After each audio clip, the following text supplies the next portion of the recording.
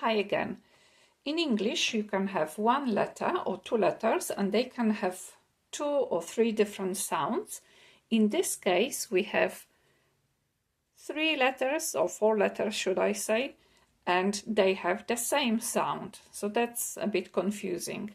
So this sound is k, k, and k.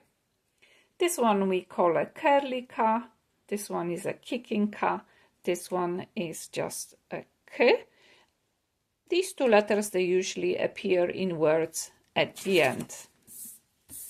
So I'm going to show you two words. K, A, T. So K, A, T, cat. And now we'll have another word.